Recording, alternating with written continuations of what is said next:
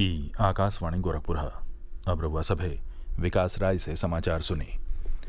चीन के हांगचोओ में हो रहल एशियाई खेलन में शुरुआती 13 दिन में 95 पदक हासिल करे वाला भारत 14वां दिन 100 क जादुई आंकड़ा छुअलस और पुरान सज्जो रिकॉर्ड तोड़ दिहलस। एशियाई खेलन क इतिहास में भारत पहली बेर पदक क शतक लगौले हौ।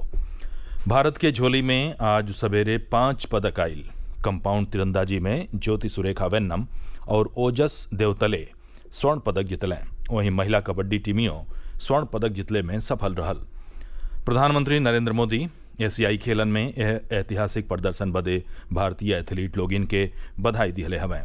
सोशल मीडिया का एगो पोस्ट में वहाँ के कहली कि यह एशियाई खेलन में भारत बदे एगो यादगार उपलब्धि हो।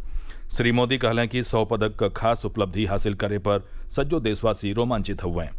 वहाँ के कहलें कि हर असाधारण प्रदर्शन इतिहास रचले हो और भारतीय लोगिन में गर्व का भावना पैदा कैले हो। श्री मोदी कहलें कि एशियाई खेलन में शामिल भारतीय दल से मंगर के भेंट करबी। ओहर राष्ट्रपति द्रौपदी मुर्मू भी भारतीय खिलाड़ियन के बधाई दिले हैं। सोशल मीडिया पर एगो पोस्ट में राष्ट्रपति कहलिन कि प्रतियोगिता में खिलाड़ी लोग पूरा क्षमता और कौशल का प्रदर्शन कैलें और देश के उन पर गर्व हो। सड़क परिवहन और राजमार्ग मंत्री नितिन गडकरी बसन के ढांचा का निर्माण बदे मानकन का मंजूरी दे दिहले हवें। ये मानक मूल उपकरण निर्माता और बस ढांचा बिल्डर दोनों पर समान रूप से लागू हुई। श्री गडकरी कहलें कि ये कदम भारत में बसन का गुणवत्ता में और सुधार कर राह प्रशस्त करी। यह मन यात्री सुरक्षा सुनिश्चित करे पर सबसे पहले ध्यान दिहल जाई। वहाँ के कहली कि बस दुर्घटना का बढ़ रहल संख्या के देख के यह कदम का सख्त जरूरत हो।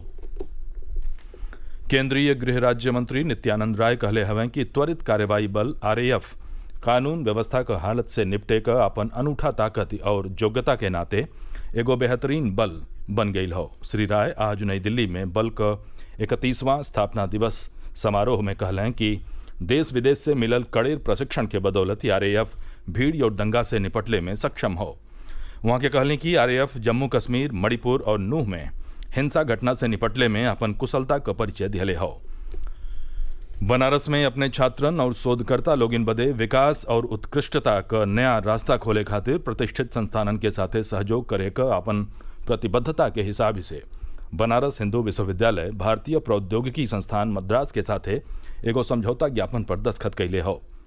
बनारस हिंदू विश्वविद्यालय का कुलपति प्रोफेसर सुधीर कुमार जैन और आईआईटी मद्रास का निदेशक प्रोफेसर वी कामकोट का दस्तखत कैल समझौता ज्ञापन दोनों संस्थानन के बीच औपचारिक बातचीत और सहयोग का सुविधा प्रदान करी। यह समझौता ज्ञापन का शर्त के हिसाब से दोनों संस्थान शोध का आदान प्रदान कर सकेलें, एक दूसरे का अनुसंधानिक गतिविधियन में मदद करी हैं। इस समझौता ज्ञापन संकाय सदस्यन के दूसरे संस्थान में रहले और अनुसंधान करे का सुविधा प्रदान करी। प्रदेश सरकार बनारस में मंदिर के स्वरूप में एगो औरियो भवन का निर्माण करावे जा रही हो। यह बिल्डिंग में एकीकृत मंडलीय कार्यालय होई। कारपोरेट कार्यालय के तरियन ई अत्याधुनिक बिल्डिंग कमिश्नरी हाता में प्रस्तावित हो। सरकारी कार्यालयन के सतही भवन में कुछ जरूरी व्यावसायिक गतिविधियों बदे जगह रही। बनारस विकास प्राधिकरण का उपाध्यक्ष अभिषेक गोयल बतौलें कि करीब 6.5 एकड़ में 10-10 मंजिल का टावर प्रस्तावित हो। भवन में मंडलीय स्तर का करीब 59 कार्यालय हुई। भारतीय वायुसेना बिहने यानी 8 अक्टूबर के अपन 91वीं सालगिरह मनाई। प्रयागराज में वायुसेना काल एगो फुल ड्रेस रिहर्सल कैलस। परेड केंद्रीय वायु कमान मुख्यालय बमरौली में आयोजित कैल गई और संगम क्षेत्र में आयुध डिपो किला के लगे एयर शो का आयोजन कैल गई। रिहर्सल के समय 8000 फीट का ऊंचाई से A-32 विमान से 10 पैरा जंपर्स उतरलें। पूर्वोत्तर रेलवे का गोरखपुर लखनऊ रेलमार्ग पर 7 से 25 अक्टूबर ले कई तिथियन में 52 ट्रेन निरस्त रही और 23 ट्रेनन के मनकापुर अयोध्या बाराबंकी के रेलमार्ग से चलावल जाई। 9 ट्रेन विलंबित रही और 6 गो रास्ता में रोक के चलावल जाई।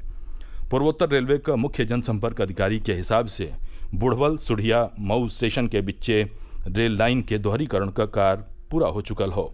दोहरी लाइन के चालू करे बदे 7 से 15 अक्टूबर ले प्री नॉन इंटरलॉकिंग और 16 से 19 अक्टूबर ले नॉन इंटरलॉकिंग कैल जाई। समाचार पूरा भइल। नमस्कार।